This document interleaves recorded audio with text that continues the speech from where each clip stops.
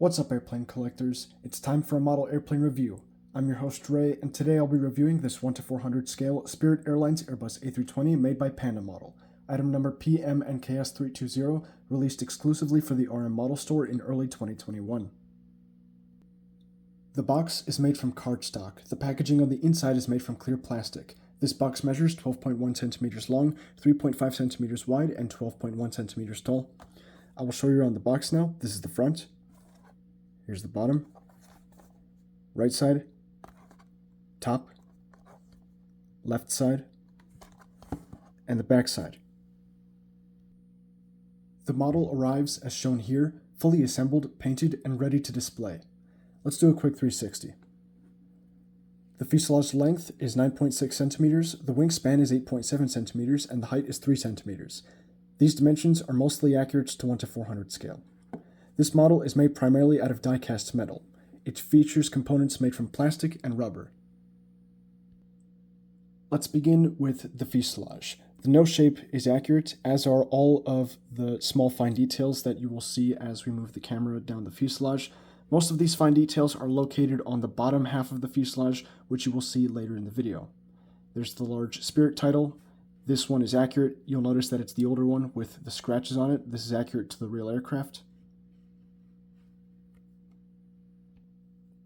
The vertical stabilizer is the correct shape, and it features some small recessed paint lines. They're a bit hard to see on the left side, but they are a bit easier to see on the right side, as you will see shortly. The logo placement is accurate, and once again, it's the older Spirit logo, and the silver paint on the leading edge here looks good. Here's the right side. Take note of the deeper recessed paint lines on the right side of the vertical stabilizer. Now we will move down the fuselage. You'll notice a few small differences in fine details like cargo bay doors and printing on some areas. These differences are accurate, and everything I've said about the left side also applies to the right side. The wings feature the three types of detail that we typically look for in die-cast commercial airliners. First, the recessed panel lines for the control surfaces, all of which are clearly defined and accurately shaped. Next, different paint colors. We have light gray for the control surfaces and a darker gray for the walking areas. This darker gray color looks alright at a first glance, but if you look closely, it does have a shade of blue to it, which isn't entirely accurate. However, the color is still within acceptable margins. And of course, we do have some silver paint on the leading edge for the leading edge slats. Last but not least, there's some small printed details in the form of the walking markings there and the overwing exit markings. You can see some of the different gray colors through these overwing exit markings, unfortunately, so these markings here need to be printed a bit more thick, if that makes sense. With regards to the attachment with the aircraft, the wings are very nicely attached. I don't remember seeing any cases of this model having broken wings or broken parts for that matter, and you can barely see the seam there, so that was executed nicely. On the bottom, the seam is a bit more noticeable, but not by much, and most importantly, the structural integrity of the wing is sturdy, and there's no issue with it separating or anything like that. On the bottom of the wing, we don't have as much detail going on because honestly there doesn't really need to be, but the detail that is present is acceptable. Moving on to the fence tip wingtips, the shape is very nice. These are very small, fine details, and they can be hard to execute, but this model has them very nice. So here's the one on the left side, looks good, and then there's the one on the right side. It's a bit more rough. I do see some raised, I'm not sure what that is, but that's not exactly supposed to be there. It's not that big of a deal, though. I did notice some signs of paint overspray on the one for the right side. You can barely see it on the gray paint here, so honestly, that's just a nitpick. It's not really an issue. The horizontal stabilizers appear nice overall. However, you do need to look a little bit closer to notice one of the issues that I'll bring up shortly. Like the vertical stabilizer, there are some small recessed panel lines that are a bit harder to see, but still they're present, which is a nice touch. There's some small printed details up here as well, and paint on the leading edge.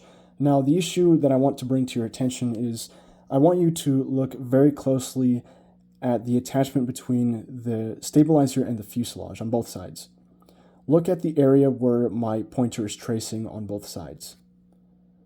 If you'll notice, if you look long enough, that the right side has a longer base, if you will. So the area where my pointer is pointing, it is longer on the right side than it is on the left side. The right side is 8 millimeters long, and the left side is only 7 millimeters. That, to my knowledge, is not accurate, and while it's hard to notice, once you do notice it, you really can't unsee it. And me personally, I like symmetry, so this is really kind of my kryptonite, if you will. Anyway, let's try to forget about that and look at the bottom half. Down here, everything looks fine, and you can see the APU access doors printed onto the fuselage. This looks good. And while we're back here, you can see the APU. It's painted with a kind of uneven silver gray color here, which that's a little bit annoying to see, but hey, at least there is an exhaust hole, which looks nice. The engines on this model are decent, but they are not without fault. The pylons are made out of plastic, which allows you to kind of twist the engines a bit, although I don't recommend doing this on a regular basis. The pylons themselves, though, they hold the engines up firmly, so there's no issues with structural integrity there. The overall shape of the engine nacelle is correct. I don't really see any issues with that. You'll notice that this engine has the old Home of the Bear Fair titles. Now, today in 2025, this is not accurate to the real aircraft. However, at the time of manufacturing in 2021, these markings were accurate to the real aircraft. Back here with the hot section or exhaust nozzle, I do see that the paint is unfortunately kind of angled, and it transitions to the bottom here, and you can still see it's a bit more angled. And while we're down here, you might notice something, that there is absolutely no printed detail, and there's also a missing point from the thermal section right here. This is completely inaccurate to any version or any era of this aircraft, and it's kind of a surprise. This isn't the first time a model manufacturer messes this up, actually, but it is a bit surprising to see from PandaModel. The same is true for the right side. So unfortunately, that's a big issue with this one. Everything else looks fine, though. The engine strake, okay, there's a bit of a gap there, but the engine strakes are present, and they're attached and shaped nicely. But yeah, there is some missing detail from those engines. And before I forget, let me show you what the fans look like. The fans actually look pretty nice, and they are painted a very dark, reflective gray color. I should say silver. And then if you're curious, here's what the exhaust looks like. This model features small three-dimensional details on the fuselage in the form of antennas.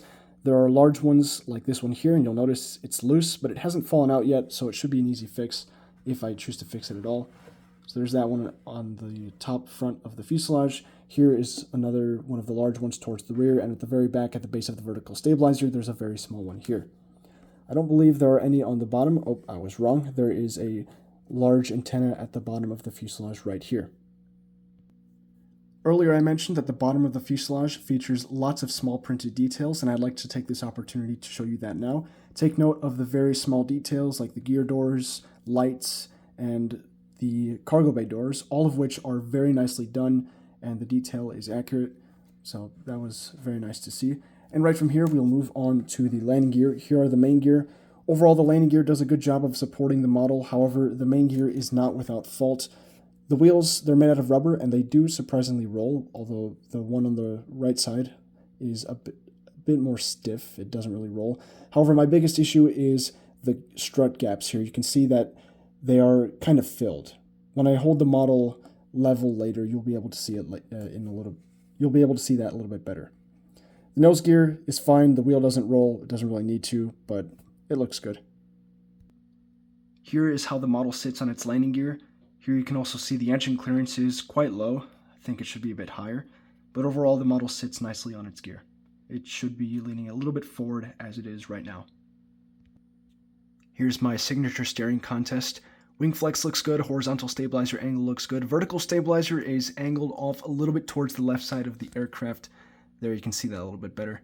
Back to down here, the engine clearance again too low, and the gear balance seems okay, although I do see that on the right main gear, it's only one wheel touching instead of both. Cockpit window printing is symmetrical. That looks nice. That concludes my review. Time for pros and cons. Let's go over the pros. What does this model do well? Overall, the shape is good. It is accurate to that of the A320. There's lots of fine detail on the fuselage, all of which is accurate. The paint color, I didn't really mention that. The yellow paint color is accurate to the Spirit livery. The logos are also accurate to their respective eras. The assembly seemed pretty good. I didn't see any abnormalities other than the small antenna here that's a bit loose, which I will fix later. And the quality control seemed to be pretty decent, although we did see a few slip-ups such as paint misalignments and paint overspray on the wingtips. In terms of cons, Like I just said, the quality control wasn't perfect. We saw some of the paint overspray and what I just mentioned. There's also missing engine detail. That is probably my biggest problem with this model, is the missing engine detail from the hot section on the underside. The engine clearance also is very poor. It should be a little bit higher, and of course the landing gear struts have filled gaps. Taking all of this into consideration, I still do recommend this model to other collectors. However, I do believe that there are more up-to-date and more accurate versions available out on the market. Namely those from NG Model. I believe those are a little bit better in pretty much all aspects when compared to this model. I don't believe those have any missing engine details, and those actually have the correct Spirit.com titles instead of the old Bearfair titles on the engine nacelles. Well, that's all I've got for today. Thanks for watching. As always, if you have questions or feedback, be sure to leave a comment down below. If you're new to the channel and you want to show some support, like this video and subscribe so you never miss another upload. While you're here, feel free to watch my other videos about the scale models I collect. Happy building, happy collecting. Please take good care of yourselves, and I will see you next time.